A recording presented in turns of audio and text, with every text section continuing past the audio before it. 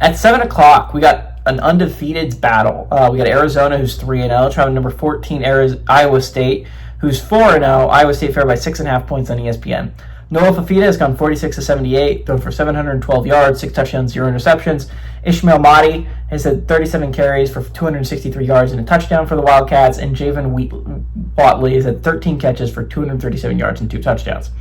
Rocco Becht for the Cyclones has gone 65-100, thrown for 860 yards, 7 touchdowns, 1 interception. Carson Hansen has had 54 carries for 252 yards, and Brett Iskildston has had 7 catches for 162 yards and a touchdown. Arizona's 4-1 all-time against Iowa State. Last 2 games have gone to Arizona in 1966 and 1968.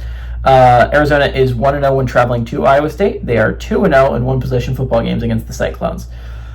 Again, big game for both teams, right? Iowa State is looking to keep up with Texas Tech at the top of the Big 12, right? They want to emerge as the 2 best teams in the Big 12 because theoretically speaking, the Big 12 could send 2 teams this year if they're Iowa State and Texas Tech, right? Both those teams look competent enough that if they both have very good regular seasons and then meet in the Big 12 championship, whoever loses should probably still be in the top 12 to go to the college football playoffs.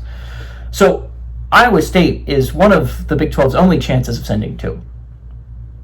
Arizona, on the other hand, this is a chance for Arizona to prove themselves, right? Iowa State doesn't have the hardest schedule of all time. I say that they still have 2 more ranked teams on their schedule, which I think is higher than almost every other Big 12 team. And again, I agree. TCU and BYU will both be pretty difficult football games, but Iowa State's schedule is not like super duper rigorous when it comes to that. They avoided Texas Tech and Utah, which is about as much as you can ask if you're an Iowa State fan with that schedule. I believe they also avoid.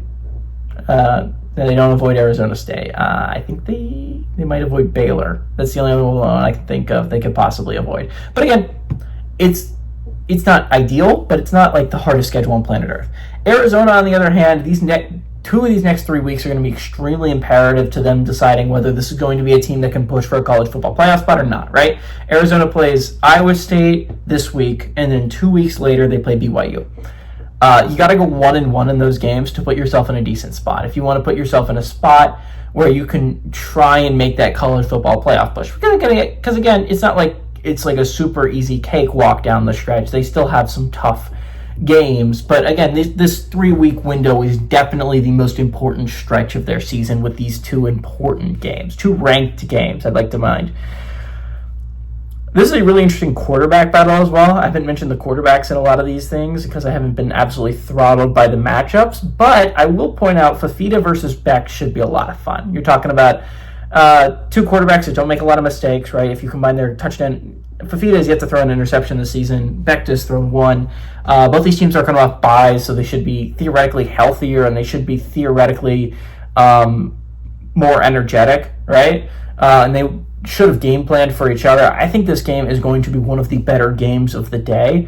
I actually kind of like the upset here. I think the Wildcats are a supremely underappreciated squad. I like them to go on the road and pull it off. Give me the Wildcats to go on the road and pull off an upset.